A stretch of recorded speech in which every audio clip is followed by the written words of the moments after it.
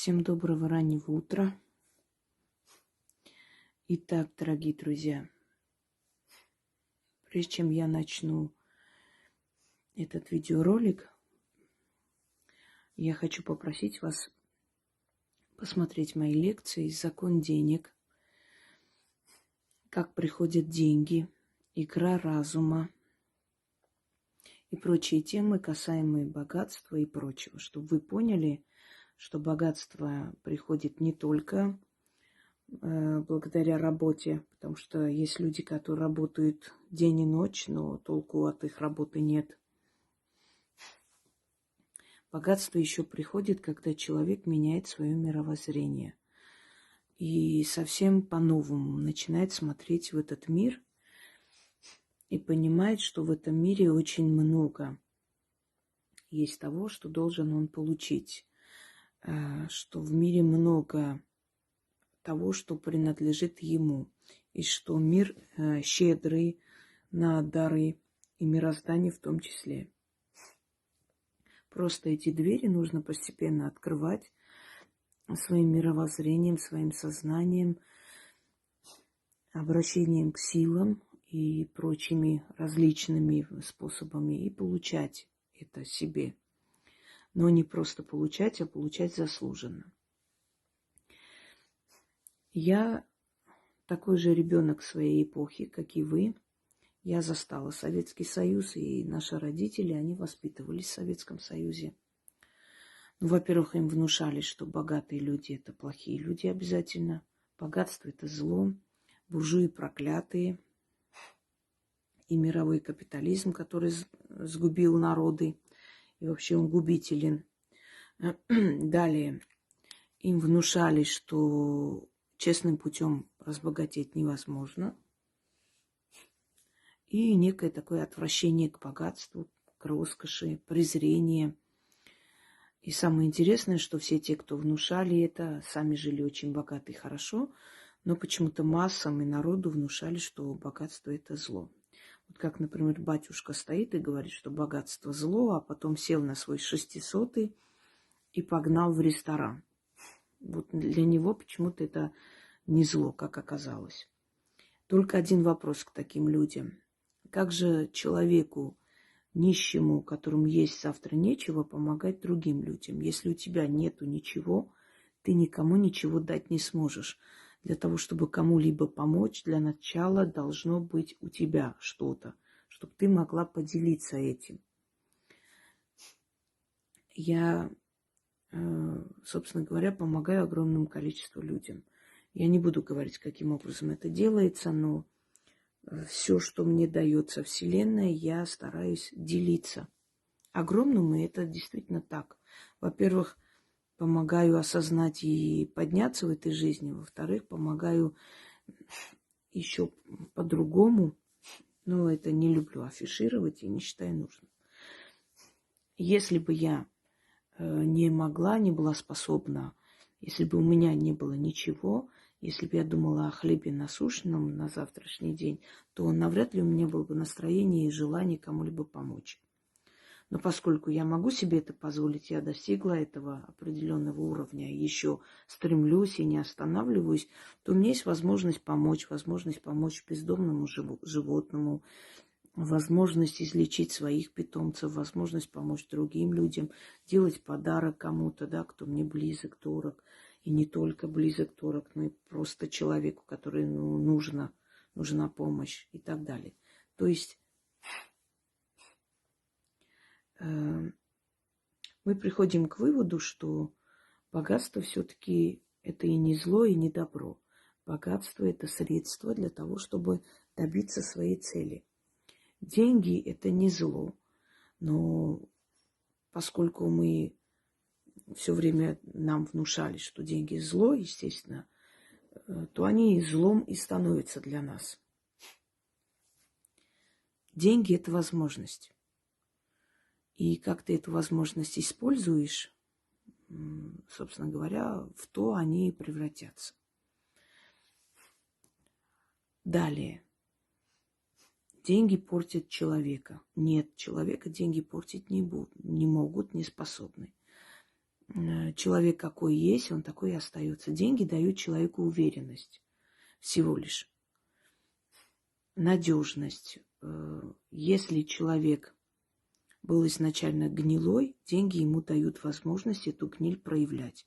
Если он работал официантом, не мог лишнего говорить, то потом как-то резко он разбогател каким-то чудом, то он уже может себе позволить отрываться по полной, то есть эту гниль изливать наружу.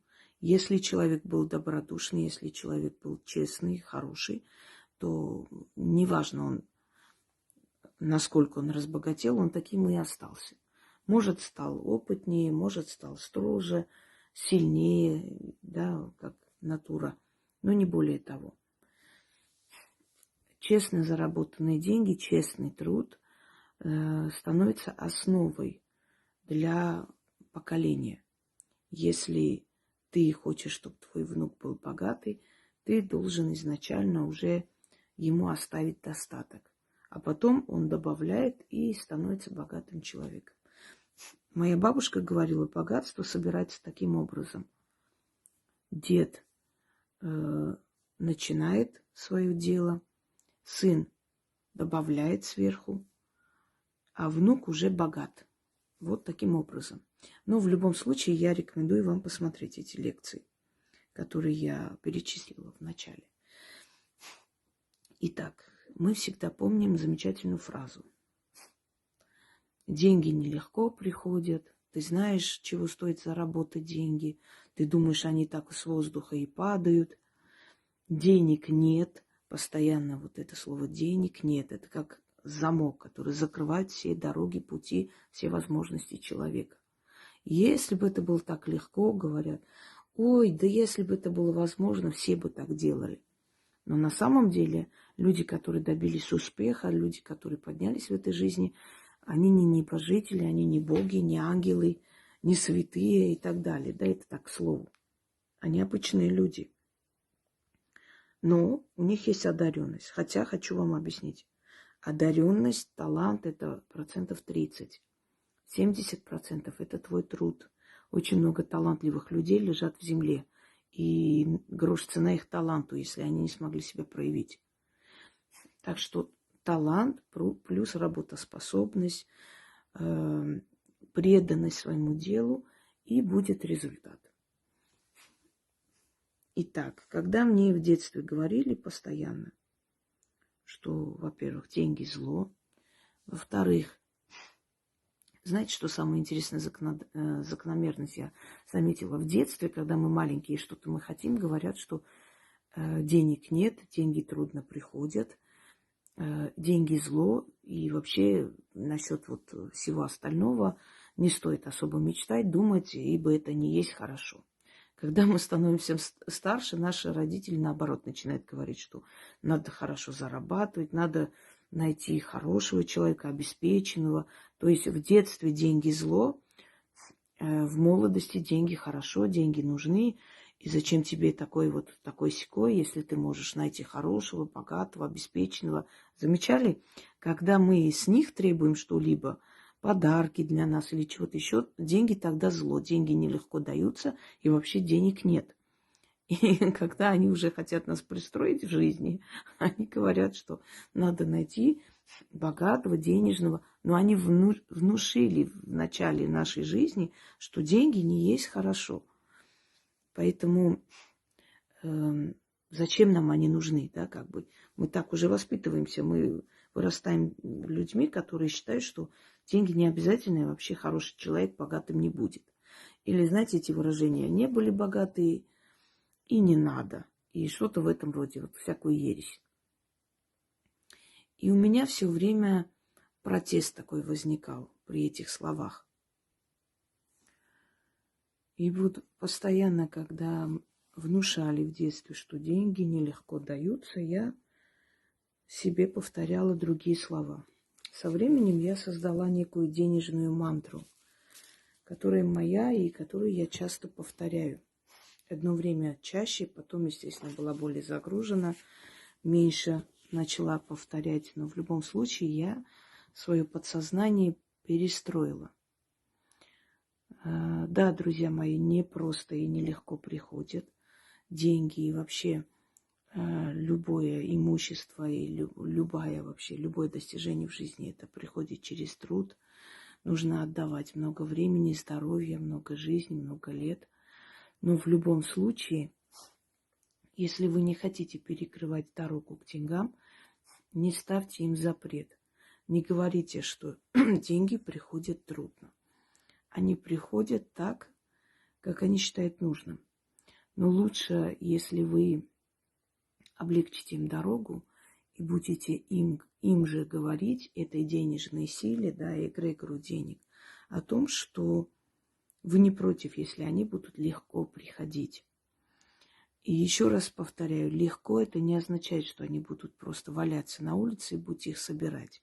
Нет, это означает, что вы в любом случае готовы их принять, и вы им не чините препятствий, то есть своими словами, своими запретами, своим вот этим ключом, который ставится этим словом, что они трудно приходят, они не просто даются и прочее, прочее. Так вот, вот эта денежная мантра, она моя личная. Я хочу вам подарить, чтобы ваши приоритеты в жизни, во-первых, поменялись, чтобы вы по-другому смотрели на мир и на материальные блага. Мы не служим деньгам. Деньги должны нам служить. Служить нашим желаниям. Они нужны для того, чтобы приобрести, что мы хотим, чтобы помогать, кому мы хотим, чтобы осуществить нашу мечту, чтобы сделать себе имя. Во всем и всегда нужны материальные подкрепления, да, материальная основа. Но это не означает, что они самые главные в нашей жизни, что мы должны им поклоняться. Мы должны рассматривать их как средство для достижения цели, уважать эту силу, не говорить всякие глупости, которые на самом деле звучат как заговор в плохом смысле. Мы себе делаем самопорчу. Вот такими словами. Денег нет, деньги зло и прочая ерунда, которые сочинили нищеброды, чтобы оправдать свое бездействие в этой жизни. Я помню, когда одна женщина мне отправила, как в гробу там, в Арабских Эмиратах похоронили очень богатого человека, весь в золоте, в бриллиантах. И вот она написала: вот, как видите, деньги не спасли, и как бы на тот свет он не унесет. В любом случае, бедный, богатый умирает.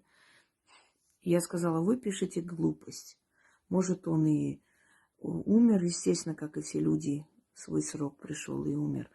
Может быть, он и ничего не унесет, но он оставит своим детям, и его дети, внуки и правнуки будут обеспечены, в отличие от многих людей, которые вот под этими лозунгами так и живут. Знаете, ничего не унесем, все равно не были богатые, не надо, и всякую такую ересь, дабы оправдать свою лень и просто никчемность в этой жизни. Итак, вот такая мантра, собственно, заговор, естественно, который облегчает путь деньгам в вашу жизнь. Через некоторое время вы заметите, что те самые деньги, которые вам приходили тяжело и трудно, начали приходить легко. Легко не означает, что вы будете лежать на диване, они просто сами от бедра к вам придут. Нет. Это означает, что вы будете работать так же, стремиться и делать, но если тогда они вам не давали, сейчас за ваш труд будет вознаграждение в денежном эквиваленте. Итак, начнем. Есть купец, будет и товар. Есть проситель, будет и даритель. Я прошу и получаю. Деньги идут, деньги приходят, деньги дорогу ко мне находят, деньги легко мне достаются, деньги в карманах моих остаются, деньги... Сейчас, секунду. Звук какой-то. Деньги становятся богатством, превращаются в золото, в меха, в машины и дома. Через все руки деньги проходят. из всех стран, из всех банков, через пространство меня находят. Деньги местные, деньги заморские липнут к деньгам, липнут к рукам, извиняюсь, усталость. В понедельник приходят деньги, во вторник богатство собираю, в среду их приумножаю, в четверг дары получаю, в пятницу я богатею, в субботу день злата и серебра, в воскресенье полны сундуки добра. Да будет так, вечно и бесконечно, заклинаю. Читать можно столько раз, сколько вам хочется. Можно 3 раза, 6 раз, 4 раза. И, как правило, это зависит от того, насколько вам нравится читать, насколько раз вас эта мантра будет успокаивать. И чем дальше, тем сильнее эта денежная сила будет укрепляться вокруг вас. Потому что мы своими действиями подстраиваем под себя тонкий мир. И он уже совершенно другой становится для нас, для нашего блага. Есть купец, будет и товар. Есть проситель, будет и даритель. Я прошу и получаю. Деньги идут, деньги приходят, деньги дорогу ко мне находят. Деньги легко мне достаются, деньги в карманах моих остаются. Деньги становятся богатством, превращаются в золото, в меха, в машины и дома. Через все руки деньги проходят, из всех стран, из всех банков, через пространство меня находят. Деньги местные, деньги заморские липнут к рукам. В понедельник приходят деньги, во вторник богатство собираю, в среду их приумножаю, в четверг дары получаю, в пятницу я богатею. В субботу день злата и серебра, в воскресенье полны сундуки добра. Да будет так вечно и бесконечно. Заклинаю. Есть купец, будет и товар. Есть проситель, будет и даритель. Я прошу и получаю. Деньги идут, деньги приходят, деньги дорогу ко мне находят, деньги легко мне достаются, деньги в карманах моих остаются. Деньги становятся богатством, превращаются в золото, в меха, в машины и дома. Через все руки деньги проходят, из всех стран, из всех банков, через пространство меня находят. Деньги местные, деньги заморские липнут к рукам. В понедельник приходят деньги, во вторник богатство собираю, в среду их приумножаю, в четверг дары получаю, в пятницу я богатею, в субботу день злата и серебра, в воскресенье полны сундуки добра. Да будет так вечно и бесконечно. Заклинаю. Вот моя личная мантра денежная вам в подарок. Пользуйтесь во благо. Всем удачи.